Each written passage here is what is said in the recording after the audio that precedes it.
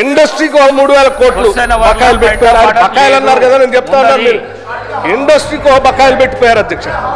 చివరికి విద్యార్థులు తినేటువంటి రెసిడెన్షియల్ స్కూల్స్లో ఉన్న హాస్టల్ బిల్స్ కూడా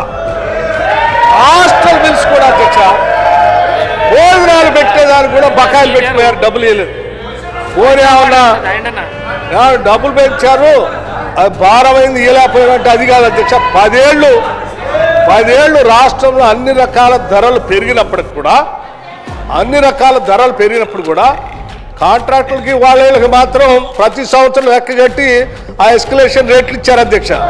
కానీ మధ్యాహ్నం పూట పేదవాళ్ళు తినడానికి వచ్చేదాని లెక్కలు మాత్రం ఈ 10 ఏళ్ళు ఎప్పుడు లెక్కలు కట్టలే.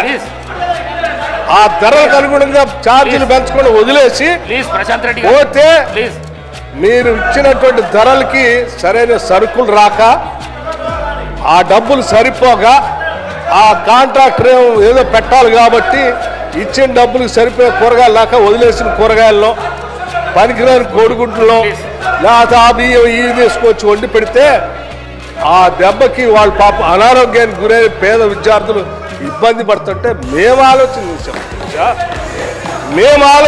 అసలు ఎందుకు ఈ సమస్యకు మూలం అంటే డబ్బులు సరిపోక కూరగాయలు అయ్యి 30 ఇస్తున్నారని రేటు 40% ఒకటేసారి 40% పెంచడమే కాదు, 200% హాస్పిటల్ ఛార్జెస్ కూడా పెంచడమే కాదు, మీరు వదిలిపెట్టిపోయిన బకాయిలన్నింటినీ కూడా అనాపైస్తో సహా లెక్కగట్టి ఆ బిల్స్ అన్ని క్లియర్ చేసి పెంచిన బిల్స్కి డబ్బులు ఇచ్చుకుంటూ పోతాను. ఇది అధ్యక్ష మాకున్న నిబద్ధత. పెండింగ్ బిల్లులట వాళ్ళట చెప్తా ఉన్నారు. ఎట్లా అధ్యక్ష 40,000 కోట్ల రూపాయలు పెండింగ్ బిల్లులు పెట్టిపోయి మళ్ళీ తిరిగి వచ్చి తగుదనమ్మా అని ఆడ కూర్చొని మాట్లాడుతూ ఉన్నారు.